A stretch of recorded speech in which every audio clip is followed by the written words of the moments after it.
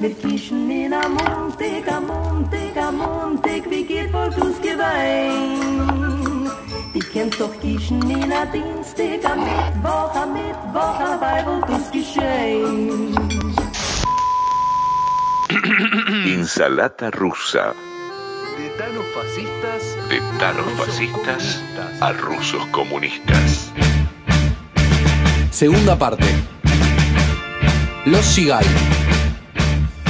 Esta es la segunda parte sobre la increíble historia real de mi familia. Por parte de mi padre, Hugo Sigal, tengo sangre rusa. Este lado de la historia se centra en mis abuelos José Sigal y Manuela Plotkin. Capítulo 1. La familia de Manuela.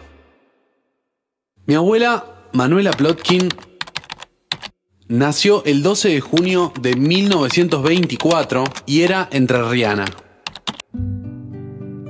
Fue una gran persona y tuvo una vida extraordinaria.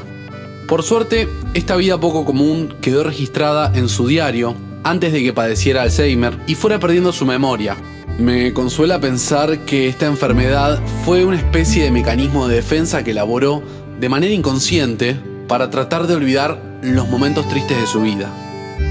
Este cuaderno que mi abuela escribió llegó a mis manos gracias al resguardo de mi familia e hizo que esta historia se mantuviera viva. En realidad, este diario que escribió en 1994 es un resumen del original que ella misma destrozó en un momento trágico de su vida.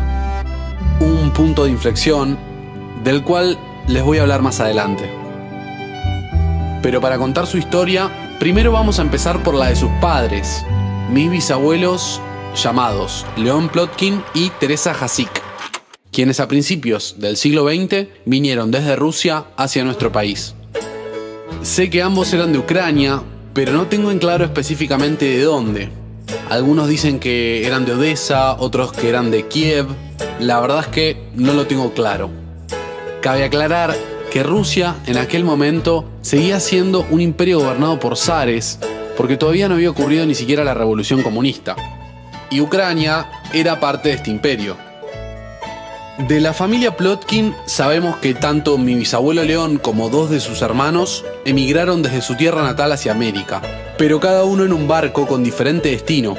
Uno se fue a Estados Unidos, otro a Brasil y León vino a la Argentina. La verdad que no sabemos si Teresa ya vino con él o si se conocieron acá, pero sabemos que ambos llegaron en la misma corriente migratoria. En la Argentina de aquella época había una fuerte campaña por parte del gobierno para traer inmigrantes de Europa. El plan era repartir por todo el país a estos inmigrantes agrupados en colonias según su país de origen o lenguaje. Así fue que mis bisabuelos, León y Teresa, terminaron viviendo en una colonia rusa judía de Entre Ríos en la localidad de General Campos, una zona rural de plantaciones de arroz cerca de Concordia. Dicen que León Plotkin era un tipo muy serio, de aspecto duro, pero solidario, y que su debilidad eran los autos, parece que le encantaban los coches. Era panadero y anarquista. Y ese detalle no es casual. Resulta que desde finales del siglo XIX, el pensamiento anarquista era moneda corriente entre los inmigrantes europeos de nuestro país y sobre todo en el gremio de los panaderos. En aquella época, el filósofo italiano Enrico Malatesta, junto a su compatriota Ettore Mattei, habían armado en Rosario una agrupación anarquista llamada El Miserable, que repartía la revista partidaria La Questione Sociale, y que luego en 1887 fundaron el Sindicato de Panaderos. El panadero con el pan, tempranito va y lo saca calientito en su canasta para salir con su clientela por las calles principales y también la ciudadela y después a los portales. Un dato curioso es que las facturas que comemos hoy en día llevan escondidos en sus nombres mensajes ridículamente divertidos a modo de propaganda anarquista que se burla del sistema. No es casualidad que lleven nombres como Vigilante, en clara alusión a la policía, Bola de Fraile, Suspiro de Monja o Sacramento, burlándose de la iglesia, o también Cañoncitos, ridiculizando las armas de los milicos, por ejemplo. También gendarmes, besos, conchas de amontón. Volviendo a mis bisabuelos, León y Teresa formaron una familia en General Campos, en donde abrieron una panadería frente a la estación de tren. Mientras él se dedicaba a ese oficio, ella se ocupaba de las tareas domésticas. Ambos hablaban en yiddish y fueron aprendiendo el castellano local de a poco. Tuvieron 6 hijos, llamados Luis, Isaac, más conocido como Ñato, Esther, Clara, Eva y mi abuela Manuela. Cuentan que en el pueblo a las 4 hermanas les decían las bellas Plotkin. Hola, un abrazo muy fuerte y nos vemos pronto. До свидания. El año 1909 fue un año especial para esta familia. Por un lado porque nació Ñato, el segundo de sus hijos, y por otro porque durante aquel nacimiento León Plotkin estaba preso. Hay diferentes teorías del porqué de esta detención. Sabemos que el 1 de mayo de ese año ocurrió la conocida Semana Roja, una histórica jornada de huelgas y manifestaciones proletarias que significó una semana entera de lucha entre sindicatos y partidos políticos contra la policía y las fuerzas militares. Esto ocurrió en el marco de una marcha organizada por el sindicato anarquista Fora en conmemoración del Día Internacional del Trabajador. Ese día, la policía, comandada por el entonces coronel Ramón Falcón, disparó sin discreción sobre la multitud que marchaba por Avenida de Mayo en el microcentro porteño. El brutal ataque dejó 80 heridos y 14 muertos. Luego, Ramón Falcón ordenó el cierre de los locales sindicales y arrestó a la mayor cantidad posible de anarquistas. Todo indica que ese fue el destino de mi bisabuelo, que terminó preso mientras su esposa paría a su segundo hijo varón. El carruaje que lleva al coronel Ramón Falcón avanza sin apuro por la avenida Quintana. Lo acompaña su secretario privado, Alberto Lartigó. Un joven extranjero se acerca corriendo al carruaje. Lleva un paquete en la mano y lo arroja al interior del vehículo. El atacante, perseguido, corre desesperadamente. Dobla por Avenida Alvear y se detiene en una obra en construcción. Saca un revólver y comienza a correr nuevamente. A la carrera, se dispara un tiro sobre la tetilla derecha y cae redondo sobre la acera. La bomba casera ha caído a los pies de Falcón y Lartigó. Los médicos que atienden a Falcón no ven otra salida que amputarle la pierna izquierda. Pero el jefe de la policía muere a las 2:15 de la tarde. Lartigó aguanta hasta las 8 de la noche. El atacante caído en la calle grita 2 veces seguidas: ¡Viva el anarquismo! ¡Viva el anarquismo! Y les dice a los agentes que lo amenazan: Para cada uno de ustedes tengo una bomba. Varios días después, aunque él solo declara ser ruso y tener 18 años, la policía logra identificarlo. Se trata de Simón Radovisky. También llegó a mis oídos la historia de que mi bisabuelo era amigo del reconocido anarquista Simón Radovisky, quien unos meses después de la Semana Roja causó el atentado que acabó con la vida de Ramón Falcón. Ramón Falcón, por matón y alcahuete, te pusieron bien un cohete que la gorra te voló. Yo sé muy bien quién te lo puso, fue ese muchacho ruso, Radovisky Simón. La historia de Simón es muy loca, te la resumo así nomás. Después de poner la bomba en el auto de Falcón, intentó suicidarse, pero falló. Así que lo capturaron y lo mandaron a la famosa cárcel del fin del mundo, en Tierra del Fuego. 21 años después lo indultaron y el loco se fue a Europa a pelear en la Guerra Civil Española. Finalmente murió a los 64 años trabajando en una fábrica de juguetes en México.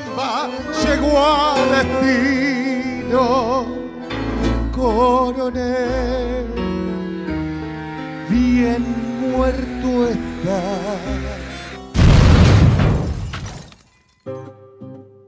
Pero volvamos a mis bisabuelos. Ambos tenían raíces de descendencia judía, pero como León era declaradamente anarquista, no creía en ningún culto. En cambio, Teresa sí practicaba la religión judía y hasta dicen que mantenía vivas algunas tradiciones religiosas en la casa de los Plotkin. De hecho, creemos que quizás fue Teresa quien le enseñó a su hija Manuela algunas de las recetas judías que mi abuela sabía hacer. Pero no estamos seguros de esto, debido a que Teresa murió muy joven y mi abuela jamás la mencionaba. Lo mismo pasaba con su hermano mayor, Luis, quien murió con tan solo 16 años y que nunca lo nombraba. Aunque supongo que mi abuela era muy chiquita cuando falleció y por eso ni siquiera lo recordaba. Parece que murió a causa de tifus. Me contaron que levantó mucha fiebre mientras jugaba un partido de fútbol y se enfermó tan gravemente que al poco tiempo se murió. Mi abuela no solo nunca habló de él, para ella directamente Luis jamás existió. Tan es así que en su diario cuenta que eran 5 hermanos, cuando en realidad sabemos que eran 6. En el año 1929 sucedió la famosa Gran Depresión, o también conocida como la Crisis del 30, una tremenda crisis financiera ocasionada por la caída de la bolsa de Wall Street, que afectó a la Argentina, donde, por supuesto, la sufrimos como siempre. Cuentan que en aquella época mi bisabuelo León repartía pan 3 veces por semana a todo aquel que se acercara a su panadería con hambre. El tipo tenía una tremenda cara de culo, pero parece que era bueno, o al menos solidario. Aparentemente era una persona reservada, de pocas palabras, tirando a tímido. Cuando nació su hija Esther, él la fue a anotar a un juzgado de paz en Basavilbaso, el pueblo entrerriano en donde su esposa había dado a luz. Parece que el empleado que lo atendió lo convenció de que el nombre Esther no era conveniente y que le tenía que poner un nombre más simple, como por ejemplo Ana. Así fue que su hija Esther en realidad siempre se llamó Ana, pero lo increíble de esta historia es que León nunca se lo contó a nadie. Y era un pueblo tan chico que se conocían entre todos, por eso su documento de identidad nunca fue necesario. Y recién, cuando Esther cursaba el 6º año de la escuela primaria, le pidieron que presentara su DNI y en ese momento se enteró de su verdadero nombre. Más allá de esta anécdota, León y Teresa habrán sido buenos padres, porque mi abuela contaba que en su infancia había sido una niña feliz, como todo niño debe ser, según sus propias palabras. Pero claro, su inocencia infantil terminaría al recibir su primer golpe, cuando a los 11 años de edad perdió a su madre.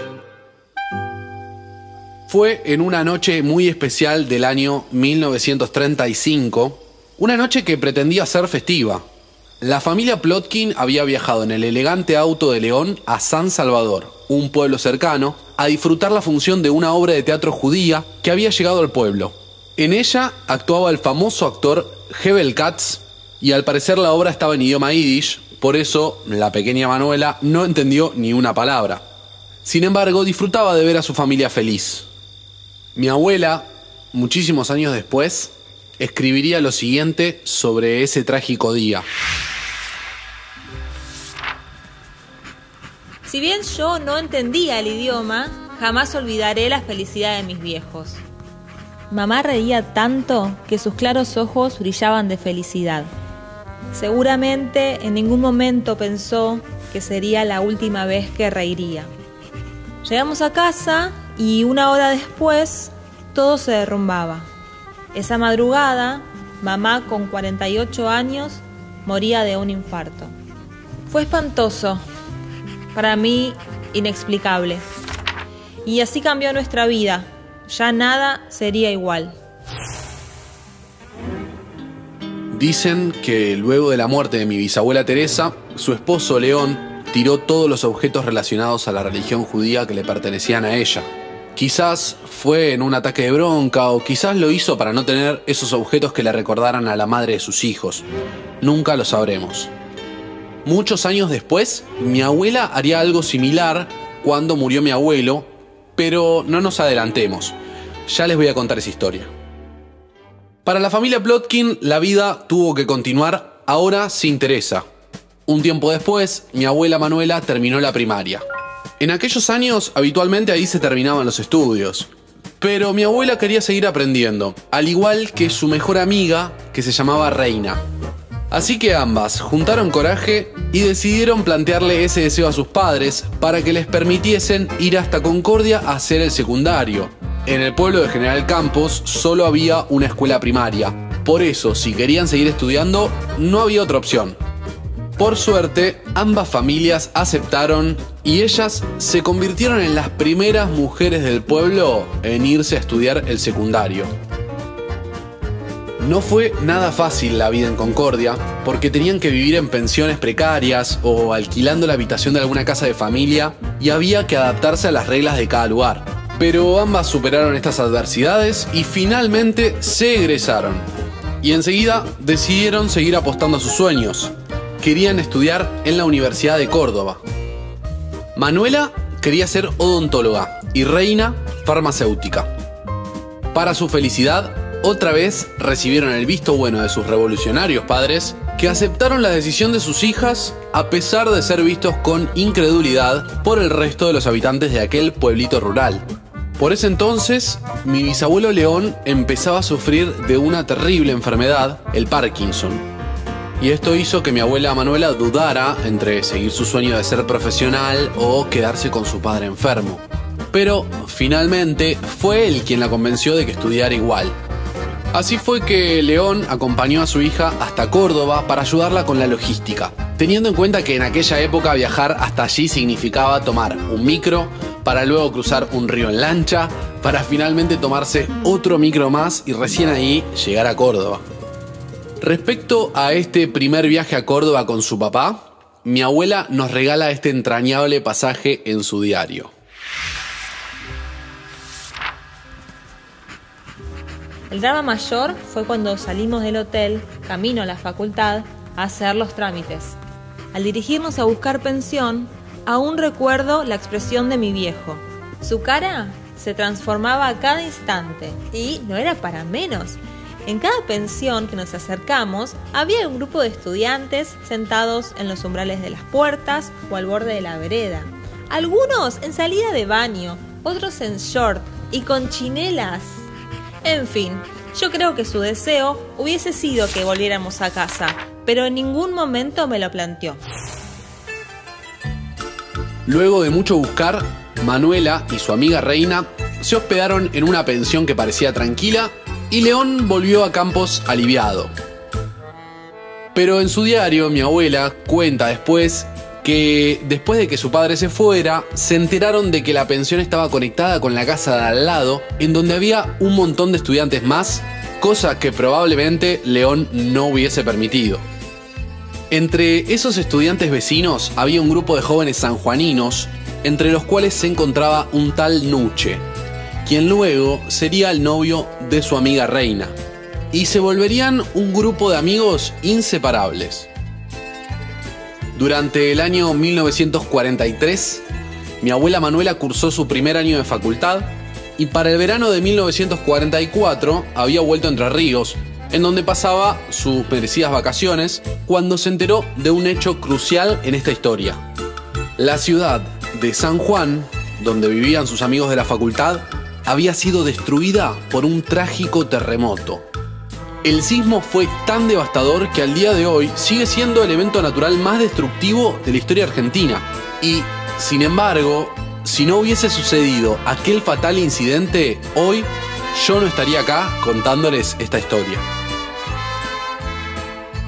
Y así termina este primer capítulo sobre el lado ruso de mi familia. Y en el próximo capítulo les voy a contar el otro lado de la historia, la vida de la familia Sigal. Quiénes fueron mis bisabuelos, cómo se conocieron, cómo llegaron a la Argentina, las diferentes historias de los hermanos de mi abuelo, y van a empezar a conocer a este personaje tan especial que fue José Sigal. La historia de mi familia. Esto fue Insalata Rusa. Insalata rusa. La historia de mi familia.